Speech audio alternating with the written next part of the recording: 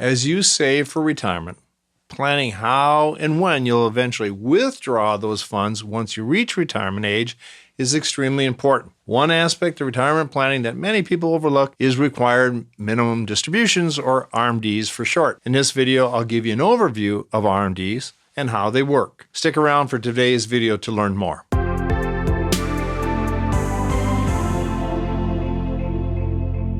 Hi everyone, Pat Zumbush here with the 3-Minute Money channel. Thanks for checking out my video, and be sure to subscribe to my channel to stay updated on all my financial education videos. Let's jump right into today's video. What is a required minimum distribution? Required minimum distributions, or RMDs for short, are withdrawals that you must take from certain retirement accounts, such as traditional IRAs and 401ks, once you reach a certain age. RMDs aim to ensure that retirees don't accumulate large amounts of tax-deferred retirement savings and avoid paying taxes on those savings indefinitely by conveniently dying before the government gets to tax you. RMDs are calculated based on your retirement account balance at the end of the last calendar year, combined with your life expectancy. The IRS provides tables that factor in your age to determine the amount you must withdraw each year. The first RMD must be taken by April 1st of the year following the year in which you turn 73, or 70 and a half if you turn 7 and a half before January 1, 2020, and be aware that the age of 72 went to 73 in 2023, so it's important to always check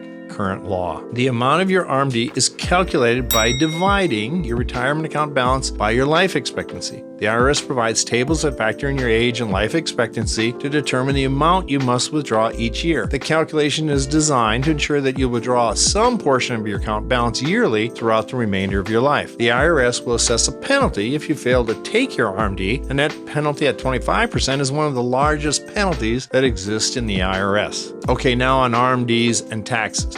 The money you withdraw from your retirement accounts is always going to be subject to income tax, and income tax at ordinary rates, so it's essential to factor in the tax implications of RMDs when planning your retirement income. The amount of tax you'll owe on your RMD will depend on your tax bracket and other sources of income in that year. It's also important to note that RMDs can push you into a higher tax bracket if you're not careful. Okay, now on using charitable contributions for RMDs. Charitable contributions can be a valuable tool for retirees subject to RMDs. By making qualified charitable distributions, or QCDs for short, on their retirement accounts, retirees can satisfy their RMDs while supporting their favorite charities. A QCD allows you to transfer up to $100,000 annually directly to a qualified charity without counting the distribution you have taken from your IRA as taxable income.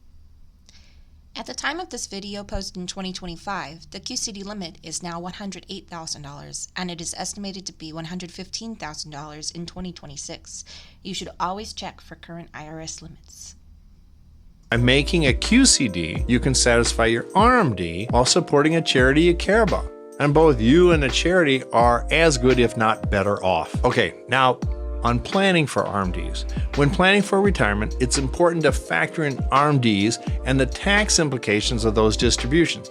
If you have multiple retirement accounts, it's important to consider how RMDs will affect each account and then to plan accordingly. One strategy that some retirees use to reduce the tax impact of RMDs is to do a Roth conversion. Ideally, this conversion occurs when your income is low before you start doing RMDs or taking Social Security. But even then, it sometimes makes sense to do a Roth conversion because Roth IRA dollars never get taxed again. This reference conversion involves converting some or all of your traditional IRA or 401k funds to a Roth IRA, which is not subject to RMDs. In conclusion, required minimum distributions are a critically important aspect of retirement planning that can't be overlooked.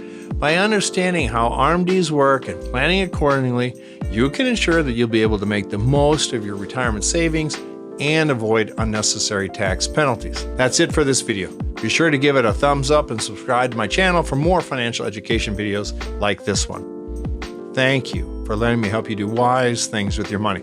I'll see you on the flippity flop.